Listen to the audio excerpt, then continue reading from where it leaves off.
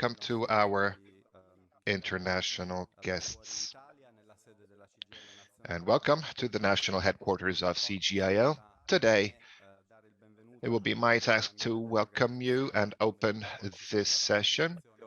On behalf of the organization, this afternoon, the Confederate Secretary will participate. The national secretaries of FIOM and FIRTEC, which are standing here with us, will take part. And in the afternoon, you'll hear to the final panel and you will hear the opinion of the Confederation on this very important topic, a topic that you have identified efficiently in this project, making a just transition in reality, which means to actually carry out a just transition in the actual real life. And this is also an appeal to the work of the world of employment to transform this concept of just transition into an actual reality.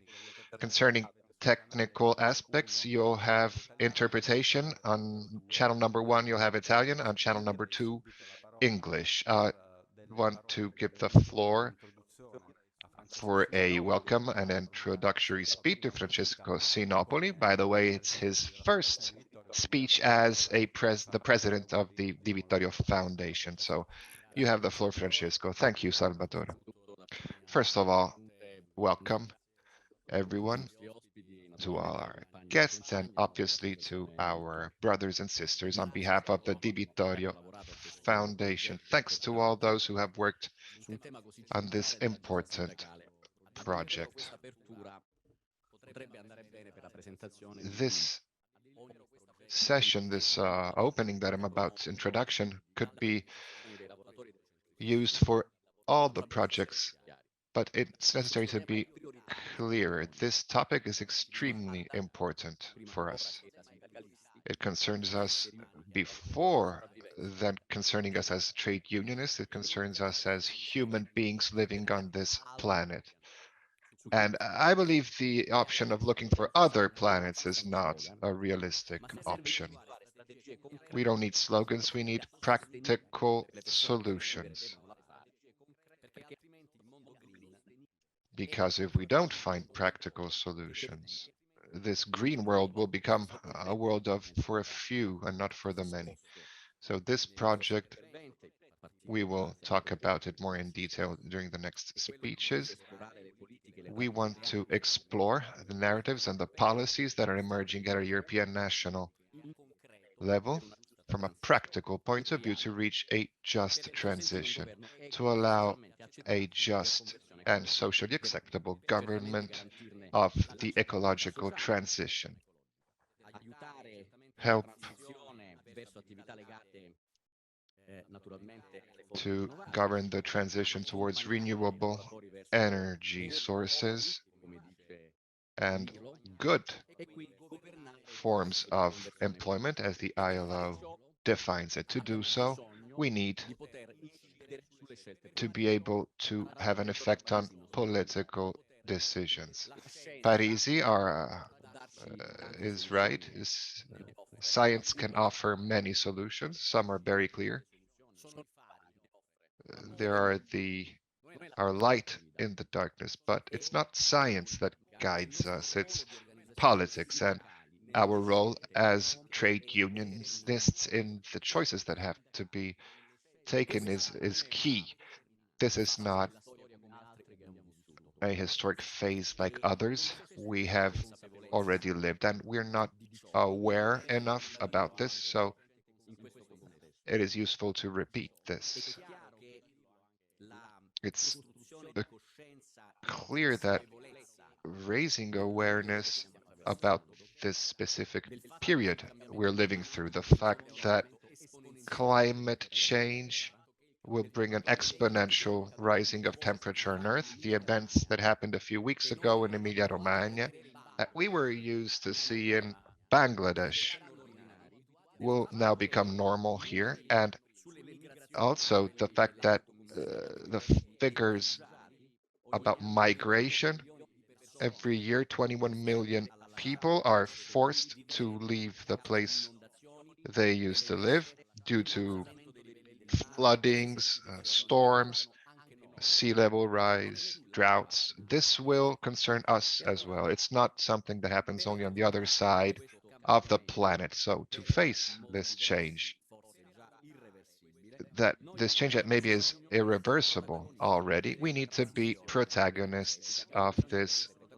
energy transition. We must be protagonists through industrial choices, and we can't leave this transformation unguided. So, since in the history of the labor movement, of all workers, male and female workers, growth and redistribution, the idea that there should be a sort of linear progress. These are key ideas, founding ideas. Now, maybe we need to evolve culturally, internally. So, the role of bargaining, anticipating change, the central role of training to create new forms of decent work based on empowering new skills and new tasks, because extremely high-level tasks, skills will be necessary. But all this must be accompanied by a new trade union culture.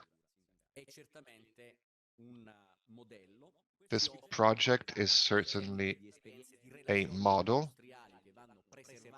It gives us the example of certain industrial relations that must be strengthened. And these are key for us, the necessary key to face this just energy transition. We therefore think that this can be a benchmark for our future work. And we also hope that the trade union mobilization that we're organizing in the last weeks will maintain this topic as a central topic. Thank you, and I wish you all the best in your activities. Thank you, Francesco, for being so brief. These messages we share, this change and this phase must not be just a redistribution. Many will become wealthier, but many more will become poorer. We think that a just transition is key. So the necessity to maintain a just transition within our platforms when we advance our claims and when we bargain, this is absolutely key for us. And we need to have an effect on political decisions. This can be done through a cooperation. Serena, yesterday you worked at the steering committee. Therefore, we'll listen. You talk about the introduction of this project. You've got the floor, Serena. Thank you.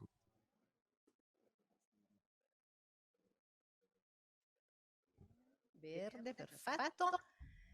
Intanto mentre cambiamo le slide. While we change the slides, let's say I'd like to thank Francesco. I'm happy that the REJEnerAXion project is the first one to be introduced during this new adventure of ours as Francesco is president of our foundation. My objective, I'm waiting for these correct slides to be projected behind me.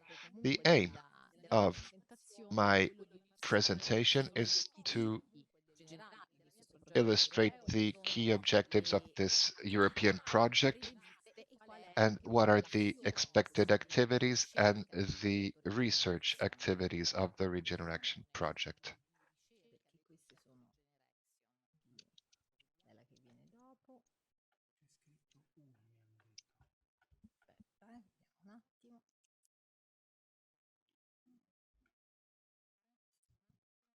No?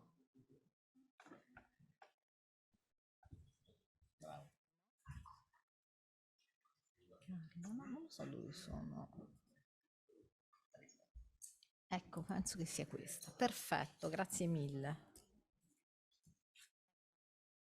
Project has been coordinated by the Foundation within the context of the industrial relations and social relations. It's funded by the European. Filtem is participating on behalf of Italy, but also a consortium of other partners. I'd like to thank all these partners. The Foundation Primero de Mayo for Spain, Astres for France, WMP Consult Wilkemack for Germany, Lentic for the Liège University in Belgium, Chelsea from Slovakia and Hungary, and the Institut Sprol Publicznik for Poland. So 8 countries representing the challenges from the northern, central, and southern parts of Europe. And I would also like to thank our project supporters, very important, ETUI, the European Trade Union Institute, EPSU, the European Public Service Unions, and I thank them for being present here today. So this is a very wide alliance that guarantees the presence of trade unions and research institutes. This is very important because the actions of REJEnerAXion are mainly research actions, research activities. So it is key to have this combination of different actors. Now, the objectives of this project, the idea is that of being, this project starts by taking stock of the complexity of the energy transition and the attempt to reach this challenging objective that once a year, a climate neutral Europe within 2050. We know we have this final objective. We know we have intermediate objectives to be reached within 2030, which have been described by the EU Fit for 55 package. So you can see all the various passages necessary to reach the final objective for the transition, energy transition. We know that this transition has been made even more complex by the global crisis due to the COVID pandemic. This caused then an energy crisis and made all the challenges even more severe. So certainly the national plans for recovery and resiliency are an opportunity to accelerate this transition because these plans ask for a sustainable recovery, therefore following a green strategy. But and we also know that this transition has been sped up. So acceleration and complexity are two terms that can be applied to the energy transition since the Russian and Ukrainian conflict, because raw material supply chains have been destabilized and value chains have been destabilized. The answer from Europe was to accelerate even more and escape the dependence on Russian fossil fuels. While the last act, the most recent one in February, was the Green Deal Industrial Plan for the Net Zero Age, an industrial reform, an extremely important industrial reform centered on the irrigation of new funds, developing new skills for the green transition. And within this reform, certainly the raw materials, critical raw materials act is extremely important for this transition because it, let's say, indicates the intention of the European Union to intensify the extraction of raw materials, which are key for the transition, the energy transition. Therefore, we find ourselves in a moment of acceleration. This is the framework we must keep in mind when we think about the effects of this transition in terms of social and economic impacts, because this transition is creating certain unexpected technological, social, and political changes that have important effects on the competitiveness of certain sectors, but also on the levels of employment, the working conditions, and their skills, and also on the resilience of local and regional economies. This transition gives the opportunity to develop new jobs, the so-called green jobs, in the field of renewable energies and efficiency, but they potentially also have the effect of reducing the levels of employment because all those activities that are directly or indirectly related to fossil fuels could be closed down, refineries, so a loss of direct and indirect jobs. It will also determine a transformation of products that will be transversal to the whole economy. We're not talking only about the energy sector, but we're also talking about energy intensive sectors, such as, for example, the automotive sector, because there's clearly a relation between these industries and the ecological conversion of these industries. So our objective is to highlight those processes of decline and sustainable conversion of those sites that have to be dismissed. This is a very difficult challenge, especially for those regions that depend the most from fossil fuel economies. For example, let's think about regions that are rich in coal. So the topic is how to reconvert these sites, retrain the workers, manage the consequences of these decisions on the supply chain and related industries. These measures will be necessary to guarantee the employment levels and salary levels, and therefore the economic levels of a whole region. These measures for us of a just transition must be rooted in an innovative social enlarged social dialogue that must guarantee an active participation of those that will feel the effects of this transition and of those territories that want to be an active subject of this transition. And this is a fundamental to assure the social acceptability of this transition. How we'll reach this, we'll have to talk about this, certainly study research activities that will study these transition from multiple angles, labor organization, from a sectoral and intersectoral level, territorial level, and environmental level. Our objective is to increase our knowledge of these events and eventually elaborate recommendations. We want a just transition in reality.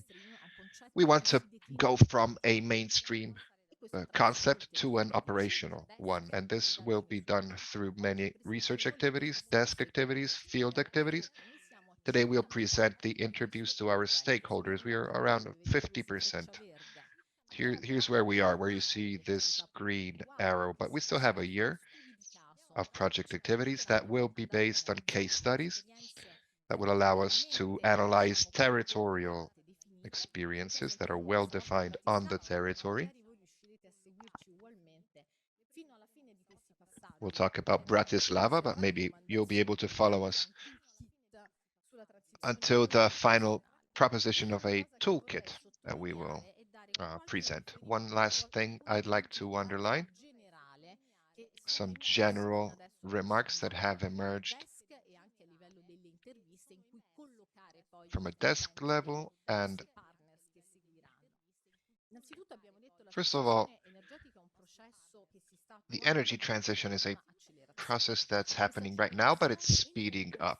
This acceleration is in conflict with the social effects of this transition. We must avoid that these activities in favor of climate may have an effect in the short term, have a negative short-term effect on from a social point of view. And so our winter in 2023 has been extremely significant in terms of the rebound effect and also in terms of the development of additional multidimensional inequalities. There's a new form of energy poverty right now in Italy. These are risks that could harm those that are a victim of these transformation processes. Facing the social dimension is difficult because this is a systemic topic. It regards all the economy. It's an extremely complex topic that requires an intersectoral view, an integrated approach, putting together the technical, economical, political, and social aspects. An integrated,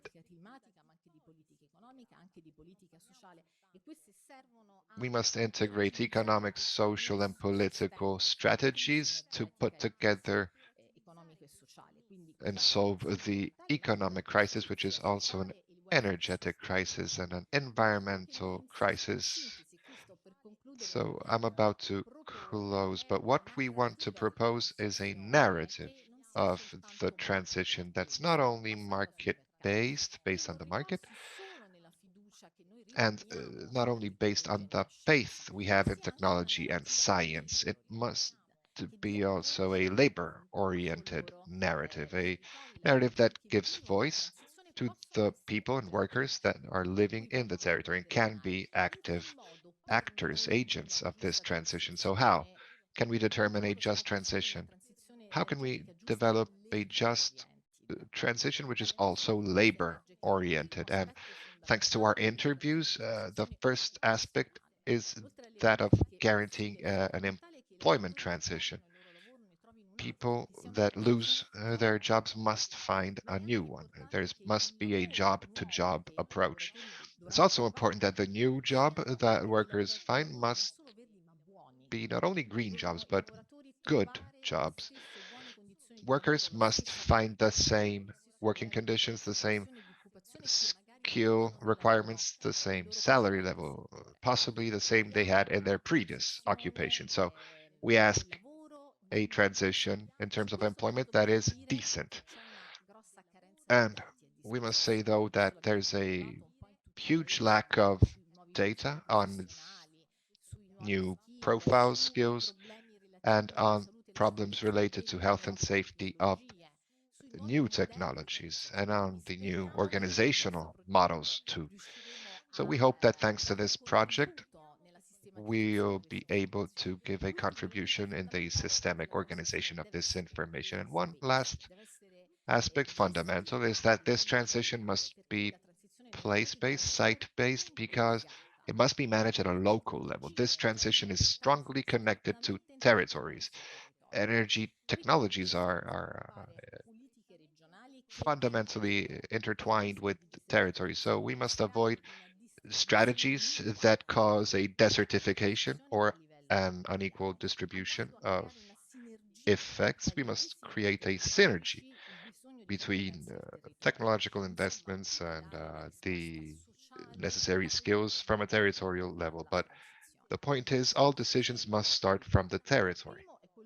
But there are some dangers as well. The first one is that of a temporal disalignment and spatial disalignment, because there will be changes in the geography of industrial production, and the fact that fossil fuels have different business models if compared to the renewable energy sources. Fossil fuels are centralized, renewable sources are dispersed. So this has an effect also on employment levels, and it causes a fragmentation of the labor force. It is fundamental to overcome this potential trade-off between environment and sustainability, to overcome this trade-off. And we obviously also need an approach based on anticipating change and planning for the future.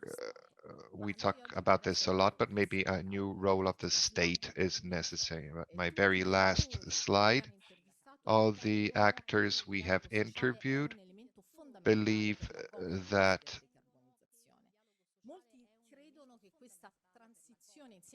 social dialogue is a key element for this transition, an opportunity to revitalize trade unions. But to do this, we need that trade unions and social parts in particular are capable of going beyond simple recommendations. We need a framework that strengthens a binding legal framework uh, for the actions of the social parts and the trade unions so that these actions can actually translate social dialogue in practice and have a role in defining agendas for a just transition that must be also labor oriented. Thank you. I hope I didn't talk too much, and I now give the floor to Salvatore for the next phase of this meeting. Thank you.